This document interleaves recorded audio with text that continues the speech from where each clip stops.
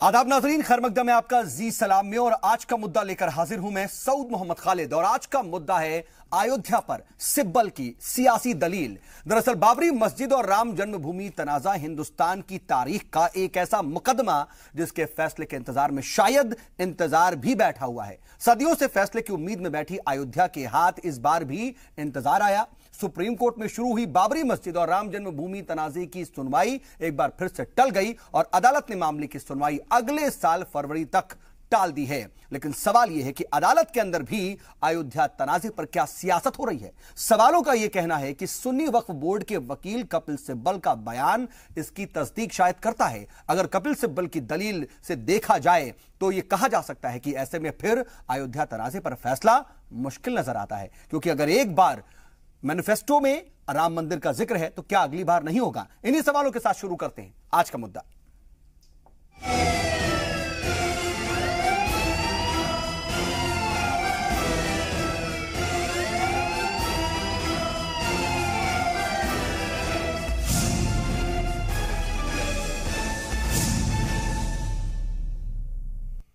तो मुल्क के सबसे बड़े मुकदमे पर सुप्रीम कोर्ट में शुरू हुई डेली बेसिस की सुनवाई टल गई। अब अदालत अयोध्या तनाजे पर 8 फरवरी 2018 को सुनवाई करेगा। क्या कुछ हुआ है आज अदालत के अंदर और कैसे अदालत के अंदर भी एक सियासत नजर आई, देखिए इस खास रिपोर्ट में। उसके बाद इसी पर होगी बातचीत की शुरुआत।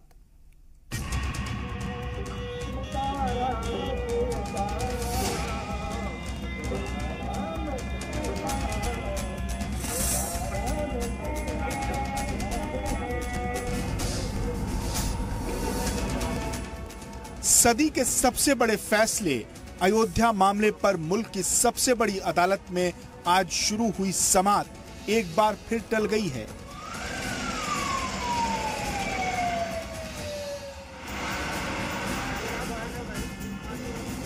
सुप्रीम कोर्ट ने बाबरी मस्जिद, राम जन्मभूमि पर चल रही आखिरी सुनवाई 8 फरवरी तक के लिए टाल दी है।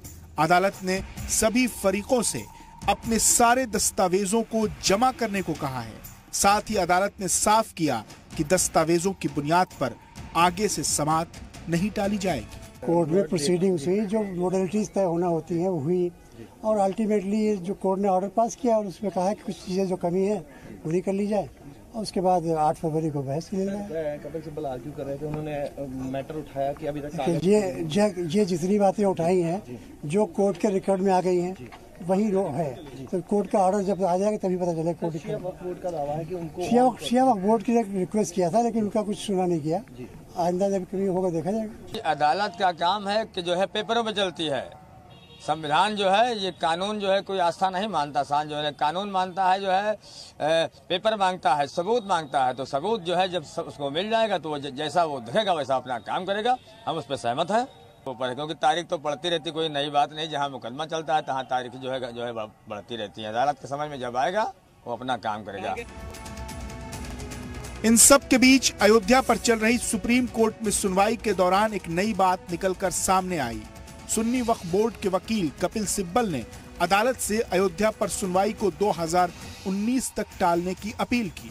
उन्होंने कहा कि राम मंदिर का मसला बीजेपी के 2014 के मैनिफेस्टो में शामिल है, इसलिए अयोध्या की सुनवाई 2019 तक के लिए टाल दी जाए। साथ ही उन्होंने कहा कि मुल्क का माहौल अभी ऐसा नहीं है कि इस मामले की सुनवाई सही तरीके से हो सके, क्योंकि इस मसले को लेकर हड़बड़ी में सुनवाई हो रही है जिससे मुल्क में गलत पैगाम जा सकता है। साथ ही कपिल सिब्बल ने अदालत से कहा कि वो बीजेपी के जाल में न फंसे। शिया वक्फ बोर्ड के तरफ से एप्लीकेशन आई थी कि साहब हम चाहते हैं कि अयोध्या में जो 1/3 जमीन दी गई है मुस्लिम संगठन को वो वापस हम लोग दे देंगे। उसके एवज में 1 एकड़ जमीन लखनऊ में दे दी जाए जहां हम मस्जिद बनाएंगे। ये शिया वक्फ बोर्ड का दलील था कोर्ट के सामने। कपिल सिब्बल की ये दलील ऐसे वक्त में सामने आई जब गुजरात इंतखाबात के लिए बस 4 दिन बाकी हैं। ऐसे में ये कांग्रेस के लिए बड़ा सरदर्द साबित हो सकती है, क्योंकि बीजेपी इसे प्रचार के दौरान भुना सकती है और कांग्रेस को राम मंदिर के खिलाफ बता सकती है। कांग्रेस को इसे डिफेंड करना मुश्किल होगा। हालांकि वो ये दलील दे सकती है कि कपिल सिब्बल ने ये दलील सुन्नी वक्फ बोर्ड के वकील होने के नाते रखी है, लेकिन इसके सियासी मायने हैं क्योंकि कपिल सिब्बल ने बीजेपी के मैनिफेस्टो का जिक्र किया और चुनावी फायदे की दलील दी। सवाल है कि राम मंदिर, बाबरी मस्जिद का मामला बीजेपी के मैनिफेस्टो में होने से सुनवाई नहीं होनी चाहिए। सवाल है कि अगर बीजेपी ने 2019 के मैनिफेस्टो में भी राम मंदिर को रखा तो फिर क्या सुनवाई अगले 5 साल के लिए फिर टाल देनी चाहिए? यानी कपिल सिब्बल की दलील के मुताबिक बाबरी का फैसला नहीं हो पाएगा। ब्यूरो रिपोर्ट, जी मीडिया। तो बाबरी मस्जिद, राम जन्मभूमि जो तनाजा है, वो तनाजा दरअसल देखा जाए तो सियासत और ये पूरा मामला एक दूसरे के पहलू नजर आते हैं, एक सिक्के के दो पहलू नजर आते हैं। और जब अदालत के अंदर से भी कुछ इस तरह की बात आए जिसके सियासी मतलब निकाले जाए तो यह मामला वैसे ही सियासी गलियारों में अपने आप में हलचल मचाने वाला हो जाता है। उन सबके बीच जब आने वाले वक्त में चुनाव हो तो वैसे ही इस मुद्दे को भुनाने की कोशिश कोई सियासी पार्टी ना करे, ऐसा नहीं हो सकता है। और ऐसा आज भी हो रहा है और इसी पर हम जरा बातचीत करेंगे क्योंकि इसका मजहबी जो पहलू है उस पर तो हम मजीद बातचीत कर चुके हैं, लेकिन आज दरअसल सियासी पहलू और सियासी तज्जिया करने की कोशिश करेंगे। और इस पर हमारे साथ एक बड़ा और खास पैनल जुड़ चुका है। अपने मेहमानों से आपका तारुफ करा देते हैं। हमारे साथ आज इस बातचीत में 7 खास मेहमान जुड़े हुए हैं। हमारे साथ हैं बीजेपी के तर्जुमान फरीदाबाद से राजीव जेटली जी, इसके अलावा लखनऊ स्टूडियो से हमारे साथ मौजूद हैं कांग्रेस के तर्जुमान अमरनाथ अग्रवाल साहब, इसके अलावा स्टूडियो में हमारे साथ समाजवादी पार्टी के लीडर राजकुमार भाटी जी मौजूद हैं। वीएचपी के तर्जुमान हमारे साथ मौजूद है विनोद बंसल साहब, इसके अलावा चेयरमैन अंजुमन मिनहाजे रसूल के मौलाना सैयद अतर देहलवी साहब और हिंदू धर्मगुरु जे.के. बेनीवाल साहब और सुप्रीम कोर्ट की वकील राखी दुबे साहिबा हमारे साथ मौजूद है। आप सभी का बहुत बहुत इस्तकबाल है इस बातचीत में। और अमरनाथ अग्रवाल साहब, मैं बातचीत की शुरुआत आपके साथ करना चाह रहा हूं। जो बयान सामने आया, सुन्नी वक्फ बोर्ड अपनी तरफ से जो दलील दे सकता है उसने कोर्ट में दिया, लेकिन जो इसका सियासी मतलब तलाशा जा रहा है, आप कैसे डिफेंड करेंगे? क्या इसका सियासी मतलब नहीं है या वाकई सोच समझ करके ऐसे वक्त में यह बात कही गई जब गुजरात का चुनाव और उसमें पहले मरहले की वोटिंग 4 दिन बाद है?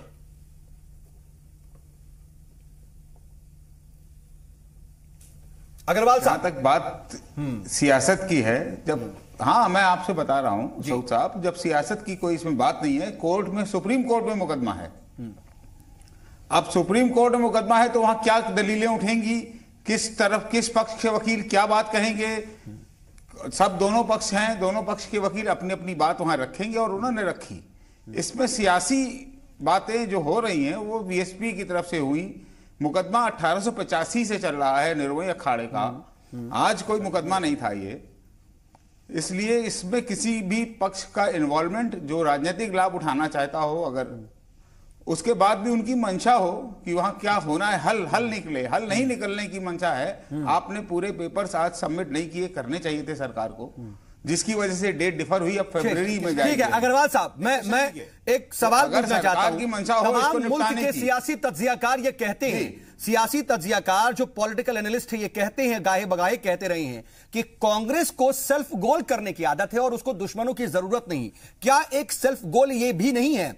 सियासत क्यों ना निकाली जाए? जब आप कोर्ट के अंदर मैनिफेस्टो का जिक्र करेंगे, 2019 के इलेक्शन का जिक्र करेंगे, तो क्या इस पर सियासी बहस नहीं होगी? और अगर 4 दिन बाद इलेक्शन है और आप एक मौका देंगे तो क्यों कोई सियासी पार्टी आपको मौका देने के बाद भी छोड़ेगी?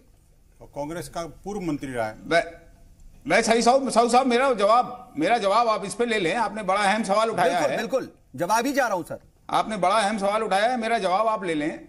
मैंने पहले ही कहा कि इंडिविजुअली प्रोफेशनली इसमें वकील सिब्बल हैं, इंडिविजुअल उनकी रिस्पॉन्सिबिलिटी है। कांग्रेस पार्टी की तरफ से वकील नहीं है, वो कांग्रेस पार्टी का मुकदमा नहीं लड़ रहे हैं। मैंने पहले ही कहा कि वकील कोर्ट में दलील क्या देते हैं ये उनकी रिस्पॉन्सिबिलिटी है, अपने मुवक्किल के लिए क्या बात रखते हैं ये उनका मकसद तो वकील कपिल सिब्बल को 2019 का इलेक्शन याद आया और कांग्रेस के पूर्व वजीर को ये इलेक्शन नहीं याद आया था। मतलब हमको सर ये बड़ा बारीक लाइन है, जरा समझाते भी चलिएगा कि कैसे हम फर्क करते रहें। ठीक है, कोर्ट के अंदर कोर्ट के बाहर, लेकिन सर मतलब तो निकलता है। और आज का जो जमाना है, क्या मतलब निकालना मतलब सीधा सा है ना कि वो प्रोफेशनली अपना इंडिविजुअल केस लड़ रहे हैं, कांग्रेस पार्टी की तरफ से वो नहीं लड़ रहे हैं। आज से पहले तो ये नहीं हुआ। बीजेपी ने पहली बार तो मैनिफेस्टो में जिक्र नहीं किया है, पहली बार तो मुल्क में इलेक्शन असेंबली वाला नहीं होने वाला है। आज ही क्यों, जब आपके पास 4 तारीख को इलेक्शन है, 4 तारीख को वोटिंग हो रही है? अब तो कांग्रेस फंस गई भैया, मान लो। आप एक बात आप बता दें हमको कि जब कोई वकील किसी भी पार्टी का पक्ष रख रहा है तो क्या दलील दे रहा है उसका, और उस पार्टी का लेना देना है, पर्सनल, हमारा क्या लेना देना, पहली बात। ठीक है विनोद बंसल साहब, कांग्रेस आप सुन रहे हैं कि क्या कुछ कर रहा है और सियासत आप कर रहे हैं। दरअसल देखिए अमरनाथ जी, मैं एक बात पूछना चाहता हूं। देखिए, एक सियासत हो रही है कि अरुण जेटली लड़े थे, कौन सा केस, वो एक भोपाल गैस कांड, राम जेठामलानी, इंदिरा गांधी के और राजीव गांधी के हत्यारों का मुकदमा लड़े थे, तो बीजेपी नेता थे, वो सियासत थी। तीसरी बात बताऊं आपको, ये सिर्फ कांग्रेस के वरिष्ठ नेता नहीं है, पूर्व मंत्री भी रहे हैं कांग्रेस में, कई सालों तक रहे हैं, और इनको पता है कि किस मामले के क्या मायने होते हैं। मानी सर्वोच्च न्यायालय में 7 साल बाद तो सुनवाई शुरू हुई, और सुनवाई के पहले दिन इन्होंने कुंडा बैठा दिया। आखिर मुझे बताइए कि 489 वर्षों से हिंदू आपने डॉक्यूमेंट नहीं रखे वहां पे बैठा है, और 60 साल की कानून लड़ाई के बाद में जाने कैसे तो 30 दिसंबर 2010 को धोखा कितना करेंगे उसके साथ, जबकि भारत की वेदांती महाराज का बयान सुन लीजिए विनोद बंसल जी, आप बैठ के सिर्फ देखिए, आप राजनीति मत कीजिए, इसका राजनीतिकरण, और मंदिर था, मंदिर है, मंदिर रहेगा। एक बात बिल्कुल बनेगा, अगर सुप्रीम कोर्ट का फैसला होगा तो बनेगा, ना आप रोक पाएंगे ना हम रोकेंगे। अरे सुनो तो सही भाई साहब, सुनो मेरी बात को, मैं समझ रहा हूं, देखिए आपकी व्यथा मैं समझ रहा हूं, लेकिन बात सुनिए बात को। मैं ये कह रहा हूं, देखिए व्यथा नहीं, आपकी व्यथा है। आज आपने आपको बात आ जाए सर, बात आ जाए, ठीक है अग्रवाल साहब, आपकी बात में किसी ने कोई बीच में टोका नहीं। मैं जा रहा हूं कि बंसल साहब की बात भी आ जाए, और भी गेस्ट और भी पैनलिस्ट उनके पास भी जाए। आरोप न लगाएं, बस ये अनुरोध है मेरा, मैं बड़ी विनम्रता के साथ बंसल साहब से अनुरोध है, गलत आरोप न लगाएं। देखिए नहीं, मैं कोई आरोप साहब ठीक है, मैं भी कांग्रेस को वैसे भी कोई आरोप लगाने का फायदा नहीं है, वो सब जो कुछ होना था हो चुका। मैं ये कह रहा हूं, देखिए मेरा कहना यह है कि भारतीय समाज जो भगवान श्री राम को रग रग में जानता है इस बात को, और वो कहता है कि यहां पर जन्मस्थली है, ये पूरा विश्व जानता है, उसके बावजूद भी कांग्रेस बात बात पर क्यों ऐसा काम करती है यार। जिस दिन 30 सितंबर 2010 को निर्णय आया था, सऊद साहब मैं आपको रिमाइंड करा देता हूं, सोनिया गांधी जी का पहला स्टेटमेंट था कि नहीं, we will go to the supreme court. आज जब निर्णय की बारी आ रही है, सुनवाई शुरू हुई थी, उससे पहले दिन उन्होंने कुंडी मार दी कि नहीं साहब 2019 के इलेक्शन में ये हो जाएगा। अरे भाई 19 के इलेक्शन लड़ना और उसकी व्यवस्था करना, कानून व्यवस्था की जिम्मेदारी तो सरकार की है, केंद्र सरकार की है। तुम्हें चिंता कैसे होने लग गई? अगर इलेक्शन मैनिफेस्टो में कांग्रेस के, बीजेपी के इलेक्शन मैनिफेस्टो में इसका जिक्र है, कांग्रेस भी कर दे, कौन मना कर रहा है इसके लिए। एक और बात, अंतिम बात में बड़ी इंपॉर्टेंट कर रहा हूं, इन्होंने कहा था कि जब भी सुनवाई होगी तब जो है इसका प्रभाव कोर्ट के बाहर भी होगा। इसका मतलब क्या है? कांग्रेस क्या इंडिकेट करना चाहती है? This is very important question. आखिरकार ये क्या डर का माहौल? इसका मतलब ये है कि राम जन्मभूमि पर मंदिर कभी बनेगा ही नहीं, कोर्ट के माध्यम से बनेगा नहीं। इसीलिए पूजी संतों ने कहा था। साउद साहब मेरी बात, कांग्रेस का नाम क्यों ले रहे हैं? कांग्रेस पार्टी नहीं है, ये गलत बयानी कर रहे हैं और आप इनको सुन रहे हैं। नहीं, कांग्रेस पार्टी से कोई लेना देना नहीं। ये कांग्रेस एक सुप्रीम कोर्ट में एक पार्टी के वकील ने अपनी बात रखी है, इसको बार बार ये कांग्रेस कह रहा है, हमें इस बात का इतराज है। ठीक है बंसल साहब, ठीक है, आपके नेता 1400 करोड़ रुपए खा के गए हुए हैं, वेदांती महाराज ने बयान दिया है। राजीव जेटली जी साहब यहाँ बैठ के आप भी झूठ मत बोलिए, राजनीति मत कीजिए, आपका एजेंडा मात्र है। वकील कोर्ट में जो बात कहते हैं उसका सियासी मतलब क्यों निकाला जाता है, और इस मतलब पर कांग्रेस के स्टैंड को क्यों पूछा जा रहा है?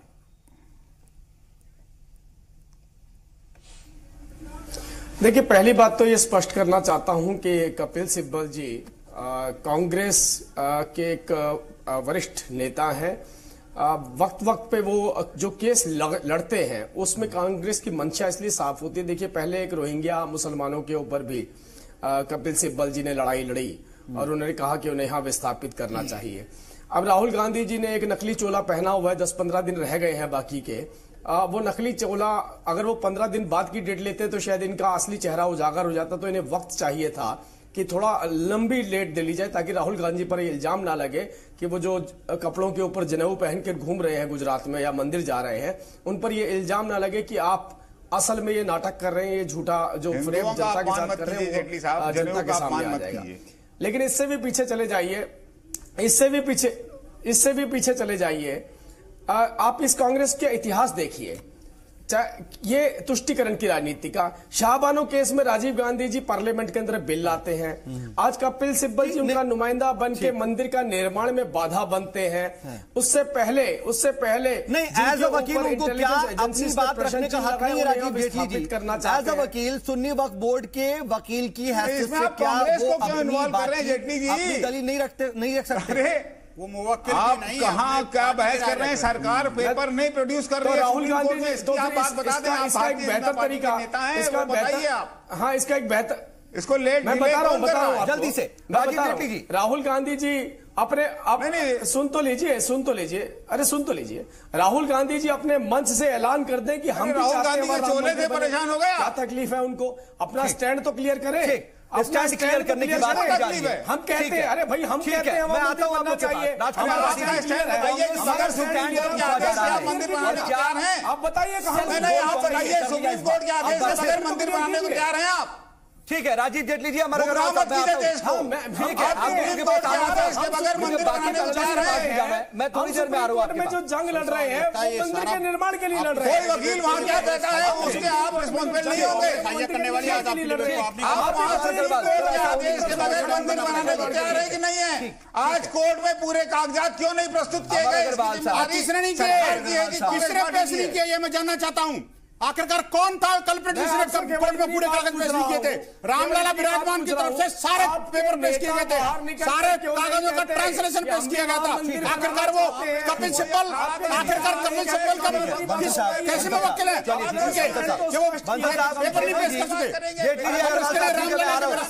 राजकुमार भाटी जी, 15 दिन का धर्म परिवर्तन किया, सवाल पूछा जा रहा है कि कांग्रेस स्टैंड क्लियर करे। देखिए जो आप उसकी चिंता मत कीजिए, वो पीड़ा आपकी यही बोल रही है। गुजरात चला अग्रवाल साहब, राजकुमार भाटी जी की बात सुन ले। ठीक है, सुप्रीम कोर्ट में चल रहे एक बहुत ही महत्वपूर्ण मुकदमे के एक महत्वपूर्ण वकील के द्वारा की गई बहस पर जो प्रश्न भारतीय जनता पार्टी द्वारा उठाया जा रहा है वो बिल्कुल औचित्यहीन, तर्कहीन और बिल्कुल अनप्रोफेशनल है। कैसे सर? कोर्ट में वकील ये तय करेगा कि मुझे आप अपने मुवक्किल की बात किस तरह रखनी है, अपने मुवक्किल का पक्ष किस तरह रखना है। स्टैंड क्लियर किया, मैं आपके सवाल को भी समझ रहा हूं, मैं उसका जवाब भी दूंगा। ये कोई कांग्रेस का पक्ष नहीं है। हालांकि मैं कांग्रेस का प्रवक्ता नहीं हूं, मुझे नहीं उसका सफाई देनी चाहिए, लेकिन इस देश का जिम्मेदार नागरिक होने के नाते बड़ी शर्म आती है और बड़ी चिंता होती है कि हम किस तरफ इस देश को ले जाना चाहते हैं। जरा सी बातों पर हम धार्मिक उन्माद फैलाना चाहते हैं, धार्मिक प्रतिद्वंद्विता फैलाना चाहते हैं, धर्म के नाम पर लोगों को लड़ाना चाहते हैं, राजनीतिक लाभ उठाना चाहते हैं। आज गुजरात में चुनाव है तो बीजेपी, अरे सुन लीजिए जनाब, सुन लीजिए आप ही कोई बहुत बड़े विद्वान हैं, सुन लीजिए साहब। ठीक है, दूसरे की बात भी सुन लीजिए। राजकुमार भाटी जी से जब आपसे पूछा गया था हम बीच में नहीं बोले थे, हम बीच में नहीं बोले थे जब आपसे प्रश्न पूछा गया था। सुन लीजिए आप, सुन लीजिए आप, बात सुन लीजिए, शोर मत मचाइए, शोर मत मचाइए। हमने मरवाया राम भक्तों को। एक प्रोफेशनल वकील जो बहुत जिम्मेदार वकील है, बहुत वरिष्ठ वकील है, वो अपना पक्ष रख रहे हैं। अगर ये जवाब देना तो सुप्रीम कोर्ट में अपना वकील खड़ा करें। मंदिर अगर बीजेपी को अपना पक्ष रखना है, अगर बीजेपी को अपना पक्ष रखना है तो ये सुप्रीम कोर्ट में अपना वकील खड़ा करें। ये सड़क पर सवाल नहीं पूछ सकते सुप्रीम कोर्ट के मुकदमे के बारे में। मुकदमा सुप्रीम कोर्ट की भी कोई मर्यादा है, कोई उसकी मर्यादा बनी रहने देंगे नहीं बनी रहने देंगे। इनकी मर्जी से बहस चलेगी, इनकी मर्जी से मुकदमा चलेगा, इनकी मर्जी से फैसला आएगा, इनकी मर्जी से तारीखें लगेंगी। ये बिल्कुल गलत है, ये देश के संविधान का, कानून का अपमान है और सर्वोच्च न्यायालय का अपमान है। इसके लिए बीजेपी के लोगों को माफी मांगनी चाहिए। ठीक है, कांग्रेस को स्टैंड क्लियर नहीं करना चाहिए। आज जब सवाल पूछा गया क्या कांग्रेस पक्ष कहां है इसमें, ये बताइए। क्या कपिल सिब्बल जो कह रहे कांग्रेस नेता की हैसियत से कह रहे हैं? क्या अगर बीजेपी में कोई डॉक्टर अगर बीजेपी का सदस्य है तो कांग्रेस का मरीज जाएगा उसका इलाज नहीं कराएगा वो? क्या उसे उचित दवाई नहीं देगा? क्या प्रोफेशनल की कोई इज्जत नहीं होती, कोई अपनी मर्यादा नहीं होती?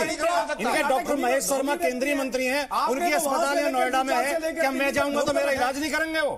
वो प्रोफेशनल है, इन्होंने तो पार्टी के नेता अलग है, वो सियासी मुद्दा ना बनाया जा। कहने का मतलब ये है, मैं आ रहा हूं पार्टी जी ने कहा जो मुलायम कह रहे हैं कि मुझे तो नेता कारसों को गोली चलाने में मजा आता है, और मैं तो और भी लोगों को इसी तरह की बातें उठाएंगे, विवादास्पद बातें उठाएंगे। ने कहा ये बात की बात नहीं करना, बात लेकिन कही मुद्दे की बात नहीं कही, साफ साफ ये उत्तेजना पैदा करेंगे लोगों में, लोगों में भ्रम पैदा करना चाहिए, राजनीतिक लाभ उठाने के लिए। ये इनकी नियत है और ये इनका चरित्र है, इनका कैरेक्टर है। राजकुमार जी, ये इसी तरह का आप गलत मुद्दे उठा के लोगों के अंदर गुस्सा पैदा करना चाहते हैं। आपने राम मंदिर को खुला आपने बना दिया, राम भक्तों को गोली आपने चलवाई, पैसा सुप्रीम कोर्ट में केस चला गया है और अब आपको झेलना पड़ेगा। भाटी साहब, मुलायम सिंह के खिलाफ सुप्रीम कोर्ट में केस चला गया है, आपको झेलना पड़ेगा। मुलायम सिंह के आप पैरों की धूल नहीं है, मुलायम सिंह के पैरों की धूल नहीं है, हम देश का नेता है। अरे भैया नहीं, उसके पैरों की धूल है। राम भक्तों को गोली चलवाने वाला है नेता होता है। मुलायम सिंह में सवाल है, बिल्कुल ठीक है, बहुत महान नेता है नहीं है भाई। जो राम भक्तों को गोली चलाएगा वो तो महान तो वही होगा, हम मानते हैं। महान थे वो, महान है, महान रहेंगे। रामद्रोह की सजा भुगत रहे हैं, कहना चाहते थे वो आ गई सर। ठीक है सर, मैं आगे भी डिबेट को बढ़ाऊं। ठीक है, अतर देलवी साहब, सियासी पहलू तो सभी देख रहे हैं इस वक्त क्या है और कैसे इस मुद्दे पर सियासत होती है और कैसे सियासी रोटी सेकी जा रही है। मुझे लगता है आपने बहुत देखा है और बहुत ही डिबेट्स में भी हिस्सा लिया है, मजहबी पहलू भी हम देख रहे हैं। लेकिन क्या इसको वाकई जानबूझ करके टाला जा रहा है? आप मजहबी रहनुमा के तौर पर हैं, लेकिन मैं ये जानना चाह रहा हूं कि क्या वाकई इस पर सियासत जबरदस्ती हो रही है? कपिल सिब्बल ने जानबूझ करके ये बातें कही, मैनिफेस्टो का जिक्र, 19 के चुनाव का जिक्र, ये नहीं कहना चाहिए था क्या उन्हें एक वकील के हैसियत से भी? सऊद, बुनियादी तौर से ये पूरा मसला जो है वो सियासत, पेशा और मौका परस्ती, इन तीन बुनियादी चीज़ों में घिर के रह गया है। मेरा कहना यह है कि अव्वल तो ऐसे जितने भी मुतनाज़ा मसाइल होते हैं उनमें पार्टी से जुड़े हुए वकला को शिरकत नहीं करनी चाहिए। मसलन लोग करते हैं, मसलन आप देखिए सुब्रमण्यम स्वामी भी, मैं वही कह रहा हूँ, मैं अपनी बात इख्तिसार के साथ कहूंगा क्योंकि बहुत सीनियर लोग बैठे हैं। मसलन सहारा जैसे हसास मामले पे जिसने हजारों करोड़ का चूना लगाया, मगर लोग जानते हैं रविशंकर प्रसाद जी उसका मुकदमा लड़ रहे हैं। जिन लोगों ने हमारे मछुआरों को मारा और इटालियन मरीन को भगाया उनका मुकदमा सब जानते हैं कौन, चेतन का मुकदमा अरुण जेटली जी लड़ रहे हैं। तो मेरा कहना है ऐसे विवादास्पद मुद्दे जो देश से या देश के नागरिकों से जुड़े हुए उसमें पार्टी से जुड़े वकीलों को अपने आप को अलग रखना चाहिए। तो सर सिब्बल ने जो कहा, बिल्कुल कपिल सिब्बल ने जो कहा, मैं इसकी हिमायत नहीं करता, निजी हुकूक आ जाएगा इसमें, मैं बिल्कुल उसकी हिमायत नहीं करता। मेरा कहना यह था कि ये मुद्दा आज बातचीत जब शुरू हुई, सुप्रीम कोर्ट ने इस पे जब शुरू करा था, तो कपिल सिब्बल को कम से कम इस तरीके की बात में किसी भी सूरत में उसकी हिमायत नहीं कर सकता। ये एक सियासी अपना उनका क्या वो है, लेकिन अपने आप में ये एक मैं समझता हूं कि ना तो दस्तूर के दायरे में है और ना ही इस अदलिया की कार्रवाई में उसको शामिल किया जाना चाहिए था। लेकिन इससे अलग एक मसला है। हमारा कहना यह है कि इस मामले में जब जो हमारे बंसल साहब को मालूम होना चाहिए, तो सुप्रीम कोर्ट ने आज भी कहा, सुप्रीम कोर्ट ने सरकार से भी कहा है, सुप्रीम कोर्ट ने निर्मोही अखाड़े जितनी भी पार्टीज हैं उनसे कहा है कि आप हमको तमाम कागजात पहले पेश तो कर दीजिए। अब उसमें परेशानी यह है कि इसमें ज्यादातर जो कागजात हैं सऊद, जो इसमें टेक्निकल चीज है वो पर्शिया में है, संस्कृत में है, पुराने दस्तावेजात हैं। हमारे साथ एक सीनियर वकील यहाँ बैठी हुई हैं। तो आज सुप्रीम कोर्ट ने सिर्फ ये सुन्नी सेंट्रल वक्फ बोर्ड से नहीं कहा है, उन्होंने न्यास से भी कहा है कि भाई आप हमको नहीं सर बिन सर देखिए मैं कहीं गलत हो, वकील बैठी हुई यहाँ पे, उन्होंने कहा कि आप अपने कागजात पूरे कर दीजिए। और आखिरी बात सऊद, मैं बड़े अदब के साथ एक बात कहूंगा, आज जनसत्ता पढ़िए। एक वक्त जब सब्बिल के इस बयान पे हम बिला वजह सियासी बात कर रहे हैं, आज जनसत्ता को पढ़िए जिसको सुन के बंसल साहब और हमको गर्व होना चाहिए, भारत ऐसा है 3 लोगों की कहानी जो तीनों मुसलमान हैं। अगर रामलल्ला के उस स्टैंड में लाइट चली जाती है उसको सही करने के लिए कोई नहीं जाता है, अब्दुल सादिक मुसलमान उस बल्ब को सही करने जाता है। राम वो सुन भेजा नहीं जाता, हिंदुओं का तो वहाँ एंट्री बैन है। नहीं सर ये आपको पता है ना, हिंदुओं की तो उस क्षेत्र में मैं ये कह रहा हूँ जिससे रामलला का है मजे की बात नहीं और मुसलमानों का प्रवेश है, हिंदुओं का नहीं है। यही तो दुर्भाग्य है मेरे देश का भैया। मुसलमान मत करिए, मेरे छात्रों का यही इसी बात का है। हिंदू मुसलमान राम जी का मंदिर है, राम जी के मुसलमान के टेंट के लिए, राम जी के दर्शनों के लिए हिंदुओं को प्रताड़ित और पीड़ित करना पड़ रहा है। वो जोड़ने की बात कर रहे, तोड़ने की मैं कहता हूं जो मैं तो कांग्रेस मैं तो बात ये कह रहा हूं नहीं मंदिर में प्रवेश की अनुमति नहीं है जिनके ये बात करें। नहीं बंसल साहब एक बुनियादी मैं अपनी बात खत्म कर रहा हूं। भगवान पुरुषोत्तम राम का एहतराम कर रहा है। देखिए एक चीज बंसल साहब नहीं कर रहा, वो तो पैसे लेने के लिए, पैसे लेने के लिए नहीं है, आप गलती में बता दें, पैसे के लिए नहीं है, आप गलती में। और दूसरी उससे बड़ी बात दूसरी बड़ी बात अब्दुल सादिक नाम का जो टेलर है वो पिछले 50 साल से रामलल्ला की वस्तु को याद करते हैं। हमारा कहना है कि श्री राम आराध्य हैं। जोड़ने की बात करिए, देश को जोड़िए। बनाने के लिए तो कोई हिदायत नहीं ना, लेकिन अब्दुल सादिक बना। अरे बेरी आप सबरी के बैर खाने से राम श्री राम की बात तो कोई मनाही नहीं है, वही नहीं है, बात वही नहीं। देखे मैं तो जोड़िए देश को, लोगों को जोड़िए। चलिए ठीक, प्रभु श्री राम उसके पूर्व अग्रवाल साहब कांग्रेस के बैठे हुए हैं, ये कांग्रेस को जवाब देना पड़ेगा। ये मेरे दूध के धुले हुए नहीं है, अग्रवाल साहब आप दूध के धुले हुए नहीं है। कपिल सिब्बल का ये बयान जो है बेनीवाल साहब इसका मजहबी जो एग्जाम्पल आपने बाबरी मस्जिद के ताले खुलवाए, ठीक है बिल्कुल। लेकिन अगर देलवी साहब ये एक यकजहती की, हमआहंगी की और आपस में जोड़ने की बात करें, एक मिसाल दे रहे हैं कि किस तरीके से 3 मुसलमान वहां पर रामलला के मंदिर के एक ख्याल रखते हैं, ये इसको हम क्या इसके साथ जोड़े? और इन सब के बीच जो सियासत हो रही है, मैं जरा उस पर आपसे रिएक्शन चाह रहा हूं, क्योंकि क्या सियासत के बगैर इस मामले का हल है ही नहीं? साउद भाई देखिए, आपका चैनल पूरा मुस्लिम कंट्रीज में देखा जाता है, पूरी दुनिया में देखा जाता है। आप हम लोग क्या डिबेट कर रहे हैं, एक खाली पॉलिटिकली बात को लेके किसने क्या कहा, आप ध्यान से समझिए। देखिए, राम भगवान के मंदिर को कौन नहीं जानता? अरे आप, मुझे अमेरिका का प्रेसिडेंट हमारे हनुमान जी की तस्वीर जेब में रखता है, सऊदी अरब के किंग आके हमारे राम के अयोध्या में आके विजिट करते हैं। हमारे वहां पर मैं आपको गंगा जमुना तक की तहजीब बताता हूं, हमारे हनुमानगढ़ी में एक मस्जिद है जिसका कि हमारा महंत देख रेख करता सालों से, और हमारे सुंदर भवन है जिसका मुस्लिम हमारे यहाँ पे सदियों से देखता आ रहा है। अब 92 से पहले कौन जानता था यहाँ पे ये एक मस्जिद थी या ढांचा था, क्या था? देखिए, हमारे यहाँ पे क्या है, हमारे देश के मुस्लिम चाहते हैं भगवान राम का मंदिर बने, कह रहे हैं आराध्य है हमारे। तो देखिए, ये जो कुछ सियासत हो रही है, इसको आप देखिए, एक सुप्रीम कोर्ट सिर्फ एक पार्टी कर रही है। देखिए, सुप्रीम कोर्ट ने क्या किया है, सुप्रीम कोर्ट में आज सिया बोर्ड जाके हलफनामा दे के उसका स्वीकार हुआ पहली दफा। ये सुन्नी वाले क्यों नहीं मान रहे? आज सुन्नी की तरफ से जो वकील पेश हुए, उन्होंने क्या कहा, हमें तारीख दे दे। क्यों तारीख दे दीजिए भाई, इसको जल्दी निपटाइए। देखिए, हमारे राम का मंदिर अंसार साहब जो वहां थे, मैं उनसे मिला हूं, वो रोए हैं कि हमें टेंट में राम नहीं चाहिए, लाला को खरीद। अरे क्यों नहीं करते आप? हमारा देश का मुस्लिम, देखिए मैं आपको बता रहा हूं, फिर बता रहा हूं, हमारा देश का मुस्लिम समाज चाह रहा है, आज दुनिया का बाहर का मुस्लिम देख रहा है, ये क्यों लड़ रहे हैं राम मस्जिद और मंदिर के बाद? हम कह रहे हैं भाव मंदिर मस्जिद बनाएंगे, चाहती कि नहीं चाहती, और अदालत अदालत भी चाह रही है। आज देखिए, अदालत क्यों, चीफ जस्टिस ने कहा जाइए फैसला करके आइए, और हमारे श्री गए। अब एक आदमी आके कहता श्री, अरे साहब कौन जोकर आ गए? अरे ऐसा तो नहीं, हमारे संतों के बारे में बोलिए।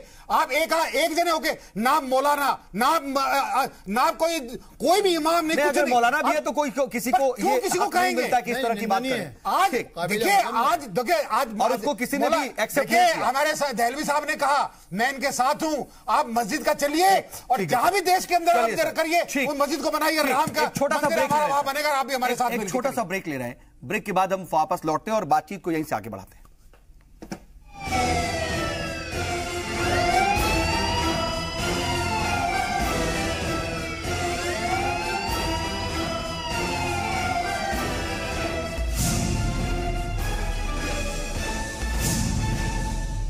तो बात अयोध्या तनाज़े की हो रही है, लेकिन हम दरअसल उस पर बातचीत कर रहे हैं कि आखिर कपिल सिब्बल को सियासी दलील देने की जरूरत ही क्या थी कोर्ट के अंदर, और अगर ऐसी दलील दी गई और कोर्ट के बाहर उस पर सियासी हंगामा है तो क्या यह सही नहीं है? क्या यह होना नहीं था? क्या कपिल सिब्बल को इसका अंदाजा नहीं था, या फिर कांग्रेस को इसका अंदाजा नहीं था? इस पर हम बातचीत कर रहे हैं। हमारे साथ बातचीत के लिए एक खास पैनल मौजूद है, और राखी जी मैं आपके पास आना चाह रहा हूं। सुप्रीम कोर्ट के आप वकील हैं।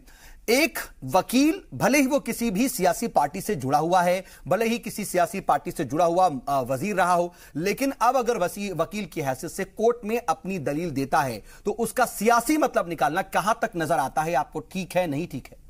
देखिए, मैं कहूंगी जब आप कोर्ट में अपियर हो रहे हैं तो आप कोर्ट को असिस्ट करने के लिए अपियर हो रहे हैं, वहां जो भी स्टेटमेंट दें वो असिस्टेंस के लिए दें। अब ये तो मिस्टर सिब्बल ही बता पाएंगे कि वो उन्होंने मैनिफेस्टो की बात कर रहे हैं, वो कैसे सुन्नी बोर्ड से related and how he was submitting that thing on the behalf of the Sunni board.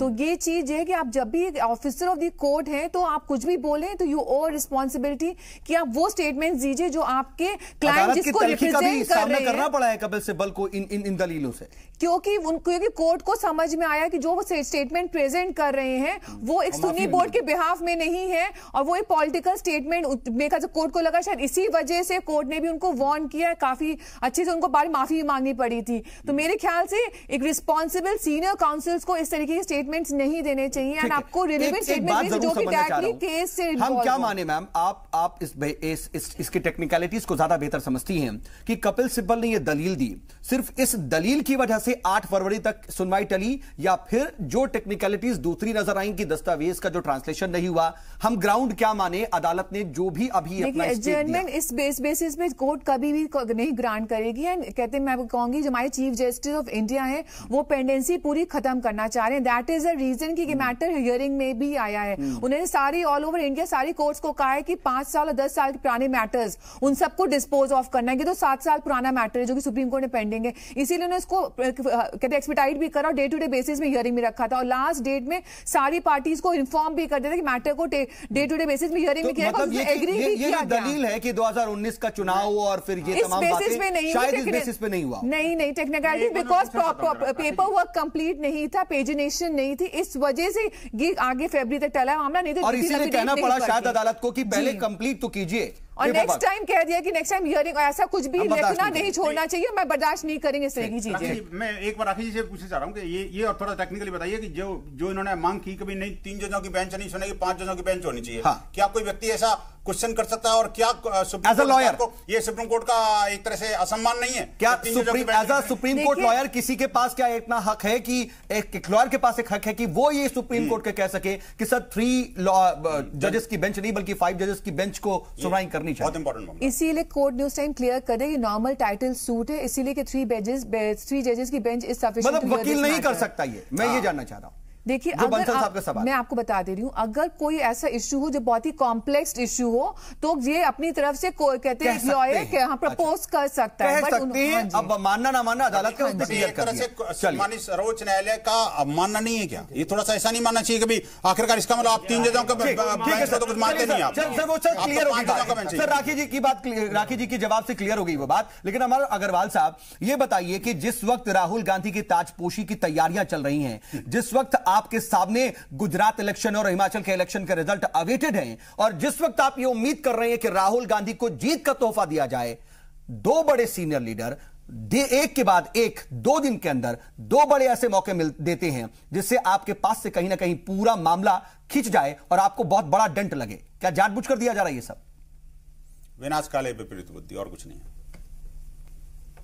एक तो बिल्कुल बेसिक बात यह है कि कांग्रेस पार्टी ने कभी भी मंदिर मस्जिद की राजनीति नहीं की है और जो लोग कर रहे हैं वो कहीं ना कहीं घूम के, मैंने अभी जेटली साहब से पूछा कि सुप्रीम कोर्ट के फैसले आने के बगैर क्या मंदिर बनाने की बात आप करते हैं? आप 90 में जब अडवाणी जी रथ लेके चले थे, उन्होंने कहा जब बहुमत आएगा तो संयुक्त सेशन बुला के हम बनाएंगे। उसके बाद आज शांत बैठे हैं, हो जाएगा। बीच में वेदांती महाराज सर, अब वो राज्यसभा के बहुमत की बात हो रही है सर, अब उसका वेट हो रहा है सर। आपको ये समझ है सर, आप क्या बात कर रहे हैं सर? लोकसभा में हो गया, राज्यसभा में ना हो सर। आप एक सियासी पार्टी के तर्जुमान हैं, बेहतर तरीके से समझ रहे हैं। बहुत हल्की बात कर रहे हैं सर आप। अग्रवाल साहब बहुत से बिल पास करा लिए इन्होंने, राज्यसभा से भी पास करा लिए हैं। मुश्तर का इजलास क्यों नहीं बुला रही? हमारा कोई इससे लेना देना नहीं। रामद्रोह की सजा हर एक को मिली है, कांग्रेस को भुगतनी पड़ेगी।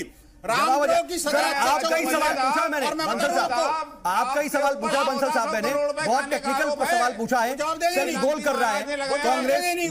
मैं टू द पॉइंट जवाब चाह रहा हूं। अग्रवाल साहब, आप एक जिम्मेदार पार्टी के जिम्मेदार तर्जुमान हैं। 2 दिन में 2 मौके दिए और आज हम इस पर डिबेट कर रहे हैं सर। अगर आपने मौका नहीं दिया होता तो शायद हम इस पर बात ही नहीं कर रहे होते। मैं बार बार कह रहा हूं कि अब हैसियत कांग्रेस नेता नहीं अपीयर हुए हैं कपिल सिब्बल साहब। शंकर का बयान दिया था। अरे सार्वजनिक जीवन में काम करने वाले व्यक्ति की कोई व्यक्तिगत लाइफ नहीं होती, भूल जाइए। राम से द्रोह करोगे और सियासत करोगे। राहुल गांधी बोले मंदिर वहीं बनेगा, खड़े होकर आप कांग्रेस के प्रवक्ता के नाम पे यहाँ पर विचार करेंगे। अगर आप लोग प्रिंसिपल जी के साथ नहीं है, भैया आप खुलकर देख रही है इस बात को। भारत का समाज है, भारत की जनता है, नेता हो भारत का नेता रामद्रोह की सजा शिक्षकों को भुगतनी पड़ी है। कांग्रेस से वंचित नहीं रहने वाली। जेटली साहब, मैं आता हूं। दिलवी साहब, आप कुछ अपनी बात रखना ये दोनों कांग्रेस और बीजेपी के प्रवक्ता अपनी बात रखें। मैं छोटा सा एक सवाल, वेनीवाल साहब, मैं यहां पर किसी पक्ष नहीं बल्कि एक भारतीय के हिस्से में बात कर रहा हूं। हमारा कहना, जैसे मैंने कहा कि इस पूरे मसले को सियासत ने हड़प लिया है।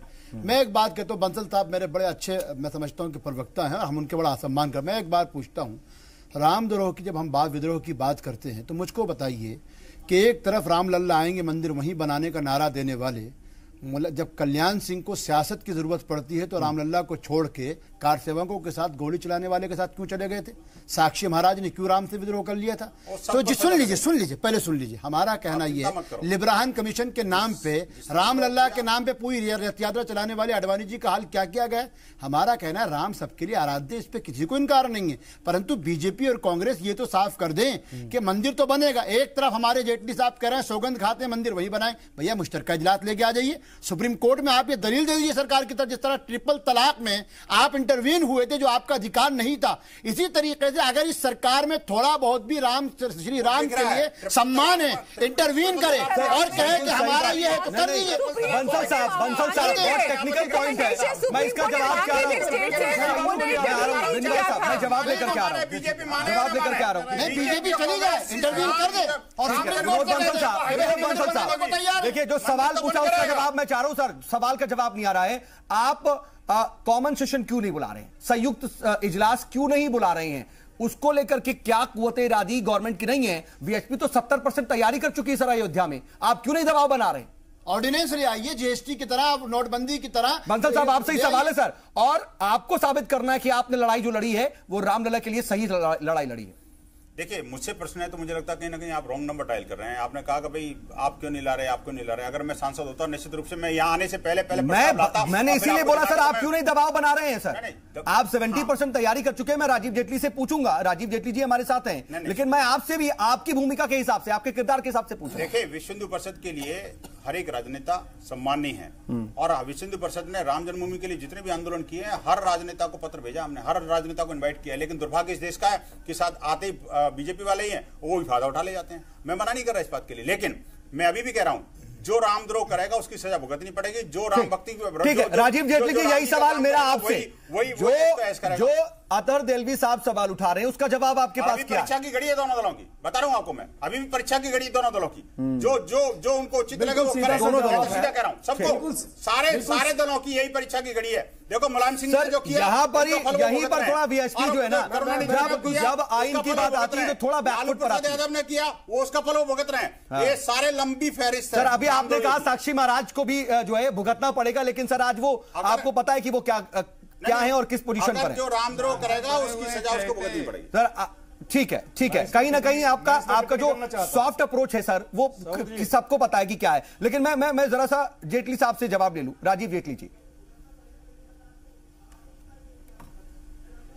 मैं तो आपसे बोलना चाहता हूं, बिल्कुल सीधा सा जवाब है। सुप्रीम कोर्ट के अंदर जब आर्बिट्रेशन में ये मैटर है और हम कहते हैं कि सम्मान करेंगे जो सुप्रीम कोर्ट का डिसीजन आएगा, और राम मंदिर वहीं बनाएंगे, क्योंकि हमें अपेक्षा है कि राम मंदिर के फेवर में आएगा, क्योंकि जितना भी रिकॉर्ड चाहे हाईकोर्ट सर ये फिर कैसा सम्मान हो गया सर? जजमेंट आई है वो मंदिर सर सम्मान के साथ साथ आप अपनी मांग भी रख रहे हैं ना, वो सम्मान और मांग एक साथ ठीक है। राजीव जेटली एक मिनट मेरी बात पूरी होने दीजिए। हाँ, मैं वही जवाब ले रहा हूँ। मेरी बात पूरी होने दीजिए पहले, मेरी बात पूरी होने दीजिए पहले। जी मेरी बात पूरी होने दीजिए। लेकिन उस राम मंदिर का जो आर्बिट्रेशन जो चल रहा है, आर्ग्यूमेंट चल रहा है, उसकी रुकावट कौन बज रहा है? उसकी रुकावट के बाद जिस राजनीतिक दल से आते हैं उसका स्पष्टीकरण क्यों नहीं दिया जा रहा? इसलिए एक चीज स्टैंड बिल्कुल क्लियर है, हम चाहते हैं फास्ट ट्रैक पे डिसीजन हो ताकि वहां मंदिर बने। कांग्रेस चाहती है कि वहां पर मंदिर का निर्माण रोका जाए, चाहे कपिल सिब्बल जी को घर में रखते करा रहे हैं। लेकिन मैं कहता हूं चलो कपिल सिब्बल जी एक वकील है, मैं केवल ये कहता हूं कपिल सिब्बल जी एक वकील है, तो इनके नेता क्यों नहीं बोलते? राहुल गांधी क्यों नहीं बोलते मंदिर वहीं बनाएंगे? आप ये तो बताइए, राहुल गांधी क्यों नहीं बोलते मंदिर वहीं बनाएंगे? अगर कपिल सिब्बल जी को कानूनी रूप से बताने की कोशिश कर रहे हैं तो राहुल गांधी के ऊपर तो ये मजबूरी नहीं है, वो तो बोल सकते हैं कि मंदिर वहीं बनाएंगे। वो अपना स्टैंड क्यों नहीं क्लियर कर रहे? इतने बड़े वकील को तो हायर करना पड़ा मुश्किल काम है। जैसे निर्मोही अखाड़े ने कहा 14,000 करोड़ रुपए वीएचपी ने लिए हैं, तो एक दूसरे पे इल्जाम लगा। निर्मोही अखाड़े ने कहा ना कि 14,000 करोड़ रुपए वीएचपी ने जमा कर लिए, तो ऐसा मुकदमा लड़ने के लिए ऐसा इस मुद्दे के लिए मैं आपको बता रहा हूँ, सब चंदा देते हैं इसमें और एक नंबर से पैसा जाता है। 1400 करोड़ की बात है, खैर वो 1400 करोड़ की बात है। लेकिन मैं आ रहा हूँ बेनीवाल साहब, आपके पास भी आ रहा हूँ, लेकिन ये जो सियासी बातचीत हो रही है इसमें राजकुमार भाटी जी भी अपनी बात रखना चाह रहे थे, मैं जल्दी से उनका रिएक्शन ले लूं। विनोद बंसल जी ने बार बार कई कई बार ये दोहराया कि रामद्रोह जो करेगा उसको सजा मिलेगी। बिल्कुल मिलेगी। मैं याद दिलाना चाहता हूँ 1992 में 6 दिसंबर 1992 को जब बाबरी मस्जिद शहीद की गई। बाबरी मस्जिद नहीं, उस समय मस्जिद मत बोलो। ठीक है, विवादित ढांचा, ठीक है, तू भी करेक्ट, बिल्कुल बिल्कुल बिल्कुल विवादित ढांचा बोलिए। उस समय उसको विवादित ढांचा सर हो गया, सर वो क्लियर हो गया, मैंने करेक्ट कर लिया सर, बंसल साहब मैंने करेक्ट कर दिया, मैंने करेक्ट कर दिया। बाबरी मस्जिद कैसे कहते वो अगर जुर्म कर रहे हैं वो भुगतेंगे ना सर, ऐसा जिम्मेदार चैनल। जब कोर्ट ने कह दिया वो मस्जिद थी नहीं, मान्यताओं का सारी मस्जिद नहीं थी, आप कैसे मस्जिद बोल रहे हो? बार-बार मस्जिद बोल करके। ठीक है सर, वो हो गया, बात आ जाए भाटी जी जल्दी। ठीक है बंसल साहब बात आ जाए, बात आ जाए, बंसल साहब आ रहा भाटी जी जल्दी से आपकी बात आ जाए। बाबर से मैं कहता हूँ मुलायम सिंह जी का क्या रिश्ता बताएं जरा। अरे बाबर से नहीं, राम मस्जिद कर दो, राम मस्जिद। भाटी जी आपकी बात जब जा रही है, जल्दी से अगर आप चाहें अपनी बात रखिए, बंसल जी की बात मस्जिद थी नहीं। और उसके बाद जब चुनाव हुए तो 3 राज्यों में बीजेपी का सफाया होगा, केवल एक सरकार इनकी जीत का ही। तो क्या आप रामद्रोही थे? क्या बीजेपी रामद्रोही थी? ठीक है, जिसको बेनीवाल साहब ने दी। ठीक है, मैं इस पर भी जवाब एक बस आप थोड़ी देर के लिए सुन लीजिए। मैं कह रहा हूं ये सारी जो लड़ाई मैं जब देख रहा हूं, एक दूसरे के तर्क वितर्क कुतर्क सब देख रहा हूं मैं, लेकिन आप ये सोचिए इस ब्रह्मांड का मालिक कौन था? सबसे पहले कौन था? भगवान ने ब्रह्मा को उत्पन्न किया, ब्रह्मा से मनु से जो मनुष्य देखिए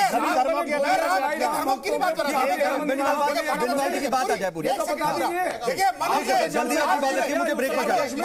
से प्रियव्रत हुए, प्रियव्रत के बेटे अग्नित हुए, अग्नित के बेटे नाभि के ऋषभ कह रहा हूं। भरत से ये भारतवर्ष पड़ा, पहले इसका नाम अजनाभ वर्ष था। भरत कौन थे? 1 करोड़ वर्ष तक बाहर राज किया उन्होंने, तो हम किसकी औलाद हैं?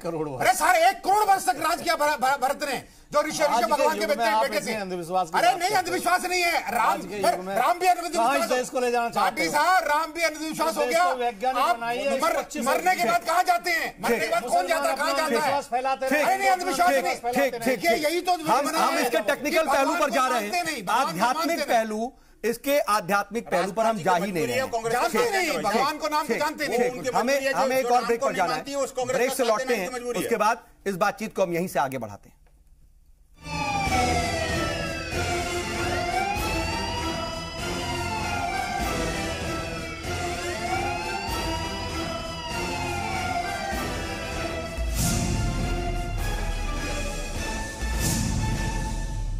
तो बात बाबरी मस्जिद राम जन्मभूमि मामले की कर रहे हैं, उस तनाज़े की कर रहे हैं, लेकिन जो कोर्ट में आज हुआ है, आज से डेली बेसिस पे सुनवाई होनी थी, लेकिन यह सुनवाई ही पहली दिन ही अगले साल फरवरी तक के लिए टल गई। आखिर इसके पीछे क्या वजह रही और जो सियासी दलील सामने आई, क्या उसकी वजह से? हमारे साथ बातचीत के लिए खास पैनल मौजूद है।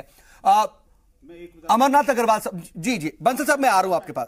मैं थोड़ा सा ये पूछना चाहता हूं, बेसिकली मैं ये कह रहा हूं, देखिए जो कपिल सिब्बल जी ने आज जो कुछ किया ना जी, वो वास्तव में ये था कि वो थे तो गए तो वकील की हैसियत से, लेकिन अंदर का जो कांग्रेस तत्व है ना वो थोड़ा सा उभर गया, और वो लगता है कहीं ना कहीं जो है ना जी, उसने इस सारे मामले को ऐसा कर दिया कि वो रामद्रोह में कन्वर्ट हो गया अल्टीमेटली। बात ये देखिए हिंदू समाज एक एक दिन गिन रहा है, और ये जो दिल पे पत्थर रख के अभी बैठा हुआ ना जी, आप ये समझ लीजिए अगर इस मामले का समाधान जल्दी से जल्दी नहीं हुआ तो मैं कहता हूं कि हिंदू समाज का जो गुस्सा है ना, कभी फूटेगा तो बहुत बुरी तरह। मैं देख रहा हूं है ना, वो तो देखिए जब गोली चलाओगे तो गुस्सा तो आएगा। जब राजकुमार जी आप ये सोचो कि मैं गोली खाता हूं अकेला और मुझे गुस्सा करने का भी अधिकार नहीं हो, तो वो तो नहीं हो सकता भैया। देखो राम भक्तों पर गोली चलाने वाला नहीं बोलेगा, लेकिन ये मान के चलिए राम भक्त जो है एक उनकी भी कोई धैर्य की एक सीमा होती है। आज वो पार हो रही है। आखिरकार मैं मुझे लगता है प्रभु श्री राम के पूरी तरह से डिरेल हो रहे हैं, के दर्शन करूंगा। हम डिरेल हो रहे हैं। जो बात आपने कही सिब्बल साहब के बारे में, उनकी तासीर जो है वो कोर्ट के अंदर कांग्रेस नेता वाली रही होगी। मैं अमरनाथ अग्रवाल साहब उसी पॉइंट पर आ रहा हूं, आपके पास उसी पॉइंट पर आ रहा था कि ठीक है हम ये सब जानते हैं कि एक वकील भी हैं, और हम ये भी जानते हैं कि कांग्रेस के सीनियर लीडर हैं और पूर्व मंत्री रहे हैं, तो इन सब के बाद भी कैसे ये डिफर किया जाए? अगर आपको इतना ही डर है, इतनी चीज है, तो अभी तक उन्होंने ये बात क्यों नहीं बोली? अभी तक इस तरह की बातें उनके बाद से क्यों नहीं आई, और अभी तक सामने क्यों नहीं इस तरह की बात रखते रहे? आज इस वक्त में टाइमिंग कोई खास वजह है जब उनके अंदर का वकील के ऊपर कहीं ना कहीं कांग्रेस का लीडर हावी हो गया कोर्ट के अंदर ही? वो सब सर ये जो मामला चल रहा है अग्रवाल साहब, जो मामला कोर्ट में चल रहा है उसमें मैनिफेस्टो के जिक्र करने की जरूरत नहीं थी, 2019 के इलेक्शन की जिक्र करने की जरूरत नहीं थी, कहीं से भी ये दलील समझ में नहीं आती कि दलील जो है वो गले की उतरती ही नहीं। अरे लेकिन नए प्रेसिडेंट का आदेश तो पालन करना था ना साहब, आप ये भी तो समझिए, नए प्रेसिडेंट बने उनको कुछ तो अपना नंबर बनाने वहां पर जाकर के मौका देंगे। जी जी जी अग्रवाल साहब आपसे कहिए, थोड़ा सा जवाब सुन लें जी। बात करना हो जेटली जी से पूछेंगे, हमसे जवाब सुन लें। मैंने बार बार कहा कि सुप्रीम कोर्ट में कपिल सिब्बल जी एक वकील की हैसियत से गए, ना कि कांग्रेस के नेता या प्रवक्ता की हैसियत से। कितनी बार बोलोगे यार? कांग्रेस का नेता या कांग्रेस को बोल रहा था भी नहीं किया जाएगा, वो पहली बात। अब वकील होके वो क्या दलील देते हैं ये उनकी जिम्मेदारी है, ये उनका आउटलुक है, इससे कांग्रेस पार्टी का कोई लेना देना नहीं है। और असली बात ये साउथ साहब निकाल देते हैं और इनसे बंसल जी से। अरे जब रामद्रोह कर रहे हैं वो सरेआम से पूछा जा रहा है, सरेआम रामद्रोह कर रहे हैं, तो छोटा मोटा अपराध नहीं है अग्रवाल साहब। करेंगे अग्रवाल साहब आप भी उस गिरोह में आ जाओगे, अपना स्टैंड क्लियर करेंगे। ठीक है अग्रवाल साहब, उसी दलील की वजह से आज आपसे ये पूछा जा रहा है, अग्रवाल साहब उसी दलील की वजह से आपसे पूछा जा रहा है कि कांग्रेस अपना स्टैंड क्लियर करे, आप स्टैंड क्लियर करेंगे? कांग्रेस चाहे चोटी का दम लगा ले, राम मंदिर को वहां पर स्टैंड क्लियर कर दीजिए। अगर इस पर सियासत भी हो रही है, अगर वो एज अ वकील गए थे, आप अपना स्टैंड क्लियर कर दीजिए। जो बात कह रहे हैं कि आप अपनी तरफ से बता दीजिए कि कांग्रेस पार्टी इस पर क्या कहती है। आप चाहते हैं अगर प्रस्ताव लाया जाकर संसद में तो क्या कांग्रेस सपोर्ट करेगी? कांग्रेस पार्टी का इससे कोई लेना देना नहीं है, वो वकील की हैसियत से गए हैं। अच्छा मेरा सवाल है, हो गई बात, किसी वकील की शख्सियत को देखकर फैसला देता है कि कानून राम मंदिर मामले पर प्रेजेंट सूरत हाल में, मौजूदा सूरत हाल में अग्रवाल साहब, राम मंदिर मामले में मौजूदा सूरत हाल में अयोध्या तनाजा जो है उस पर कांग्रेस का मौजूदा स्टैंड क्या है सर? मंदिर चाहती है, ये बता दीजिए फिर। कोर्ट का फैसले का सम्मान करेंगे, कोर्ट जो भी फैसला आने नहीं दोगे, शुरू से नहीं दोगे, सीधी बात है। इसका मतलब इनका साफ उठा रहे हैं, यार वेरी क्लियर। हम तो पहले दिन से कह रहे हैं। बेनीवाल साहब इससे इत्तेफाक नहीं रख रहे। बेनीवाल साहब देखिए अग्रवाल साहब सुन लीजिए आप, देखिए जब सवाल क्या है, दो बात रखे ना रखे, 2.7 एकड़ जमीन है हमारा, लोअर कोर्ट ने 2 हिंदुओं को दे दिया, एक पक्ष दिया मुस्लिम सुन्नी वक्फ बोर्ड को, जिसमें शिया वक्फ बोर्ड ने आज 60 साल के बाद एप्लीकेशन लगाई, सुप्रीम कोर्ट में एडमिट कर लिया। अब मुझे ये लगा, मुझे पूरी उम्मीद है करने वाले भगवान राम ही हैं और राम करवाएंगे 100%। मैं कह रहा हूं सुप्रीम कोर्ट हमारे पक्ष में फैसला देगा, इसलिए फरवरी के अंदर देख लेना, डे टू डे हियरिंग के अंदर आएगा। और उन्होंने यही फैसला करना है कि लखनऊ में मस्जिद बनाइए और अमन की मस्जिद बनाइए और राम का मंदिर, भैरव मंदिर वहां बनाइए। एक छोटे से मैं इसमें तवक्क कर दूं, बेनीवाल साहब हमारे धर्मगुरु है, मैं सम्मान करता हूं। पहली चीज तो यह है कि अयोध्या के अंदर तकरीबन हमारे बंसल साहब तो जा चुके होंगे, 43 बड़े राम मंदिर हैं जो राम के नाम से हैं, इसलिए राम का मंदिर अयोध्या में कहाँ होगा।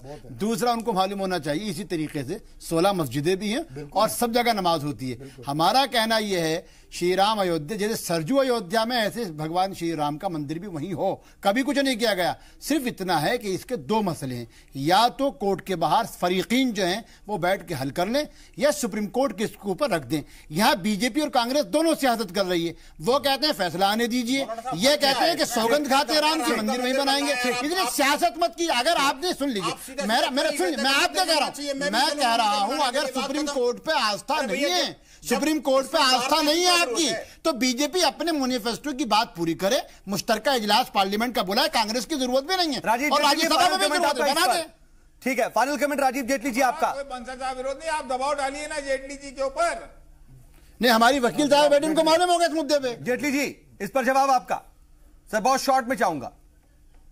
हाँ जी, ज्वाइंट सेशन की बात कर रहे हैं एक बार फिर से, मुझे दोबारा रिपीट करेंगे। देहलवी साहब आपसे पूछ रहे हैं कि अगर एक तरीके से बार बार ये कहा जा रहा है कि हम मंदिर ही बनाएंगे, तो अगर आप सुप्रीम कोर्ट को नहीं मान रहे या मान रहे हैं, आप ज्वाइंट सेशन बुला करके उसको फाइनल कर दीजिए और बोलते हैं हम। ठीक है, ठीक है, ठीक है सर, रिएक्शन सर आपका शॉर्ट। जो चीज ऑलरेडी आर्बिट्रेशन में है, हम ये कहते हैं, हम तो आज आपने जो डिबेट रखी किस बात को लेकर रखी, इस बात को ही तो लेकर रखी कि हम कहते हैं जल्दी से फास्ट ट्रैक पे इसका निर्णय हो। दूसरी बात कांग्रेस कहती है कि इसका निर्णय ना हो। तीसरी बात कांग्रेस कहती है ये कपिल सिब्बल जी का पर्सनल स्टैंड है। हम कहते हैं चलो कपिल सिब्बल जी, लेकिन कांग्रेस सुन तो लीजिए, किसने नहीं राहुल किए? गांधी जो मंदिर में जा रहे हैं, राहुल गांधी जो मंदिर में जा रहे हैं, वो तो अपना स्टैंड ठीक है, हम सभी जानते हैं कि इस पूरे मामले पर सियासत की दखल जो है वो कितनी है, और दरअसल ये मजहबी मामला है ही नहीं, पूरी तरह से सियासी मामला है। मैं चाह रहा था कि इसके एक टेक्निकल पहलू को भी जरा समझ लूं और कानूनी पहलू को भी समझ लूं राखी जी से, लेकिन वक्त अब इजाजत नहीं दे रहा है। आप सभी मेहमान हमारे साथ जुड़े और इस बातचीत में शामिल हुए, इसके लिए आपका बहुत बहुत शुक्रिया। इतना हमें समझ में आ चुका है, कम से कम मौजूदा दौर में तो यह समझ में आ चुका है कि राम मंदिर मामला अब मजहबी मामले से आगे बढ़कर के पूरी तरह से सियासी मामला हो चुका है और सियासी दखल है, और इस पर जब तक सियासी रोटियां सेकी जाती रहेंगी, जब तक स्कोप दिखता रहेगा सियासी पार्टियों को, तब तक वो सियासी रोटियां सेकती रहेंगी और शायद यही मुस्तकबिल नजर आ रहा है। देखते हैं कि आगे क्या होता है। आज का मुद्दा में बस इतना ही।